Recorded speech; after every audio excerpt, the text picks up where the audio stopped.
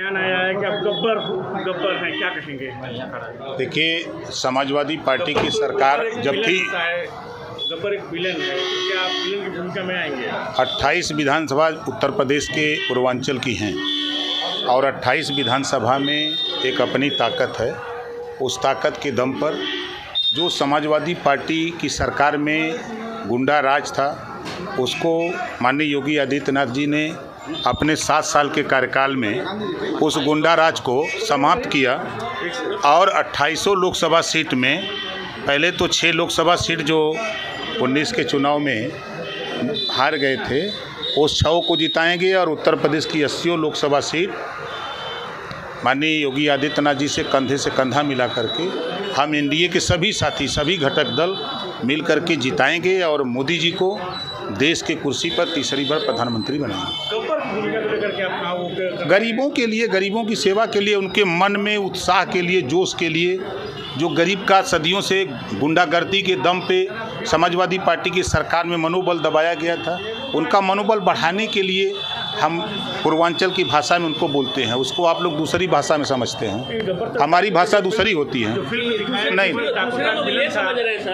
ये समझ रहा है कि उत्तर प्रदेश सरकार में मुख्यमंत्री जी नायक हैं, तो उत्तर प्रदेश सरकार में खलनायक मंत्री कैसे हो सकता है? नहीं, देखिए, वो खलनायक की भूमिका नहीं था, वो हीरो का भूमिका था। और क्या था? हीरो क्या होता है? हीरो की भूमिका होती ना उसकी। 16 फिल्म में पूछिए हीरो कौन था? खलनायक उसको कहेंगे? कम से कम नहीं, सवाल के पहले आप लोग भी सोचो कि जब आपके ऊपर कोई आफत आती है तब याद आता है सरकार, याद आता है कि नहीं आता है? पिछली सरकार में जो गुंडागर्दी हुई गरीबों के, कमज़ोर लोगों के, शोषितों वंचितों के ऊपर, उससे निपटने के लिए ही ना लामबंदी हुई, ये सरकार बनी है। तो उस सरकार के साथ खड़े हैं तो क्या दिक्कत है? गब्बर सरकार एमएलसी की एक सीट आप लड़ने की बात कर रहे हैं सर। एक सीट क्या एमएलसी चुनाव लड़ेंगे सर?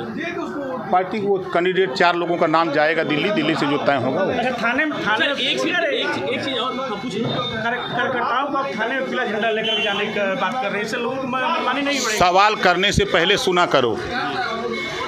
बिना वजह अगर समाजवादी पार्टी का एजेंट बन के आए हो तो दिमाग से निकाल दो, कुर्ता पैजामा पहन लो। हमने सुनो गुनो तब धुनो। मैंने कहा कि आपकी पहचान पीले साफे से है। आप कहीं भी जाओ, थाने पर भी जाओ कार्यकर्ता नेता, तो दरोगा जी के सामने जब वो देखेंगे कि पीला साफा वाला है तो उसको ओम प्रकाश राजभर भी नजर आएगा। और आप उसको झंडा बता रहे हो? नहीं, आप उसको झंडा बता रहे हो। क्या मनमानी बढ़ेगी?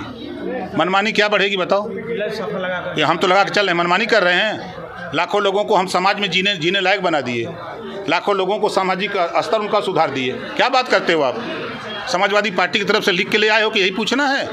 अरे पूछो, अगर शिक्षा पे पूछो, बेरोजगारी पे पूछो, समाज में असमानता है उस पे पूछो। जी मंत्री जी, आप जिला पंचायत चुनाव भी लड़ाने की बात कर रहे हैं, 25 विधायक बनाने की बात कर रहे हैं, तो क्या एनडीए से जो गठबंधन हुआ है सर वो सिर्फ लोकसभा चुनाव के लिए भी हुआ है या? अरे भाई देखो, कार्यकर्ताओं का मनोबल बढ़ाने के लिए आप बताओ, उनसे कहें कि नहीं अब आगे कुछ नहीं होगा, अब उसको आप दूसरे वे पर सोचो। जनता को मैसेज भी देना आपने कार्यकर्ता का मनोबल कैसे बढ़ेगा? वो लड़ाई के जंग में कैसे खड़ा होगा?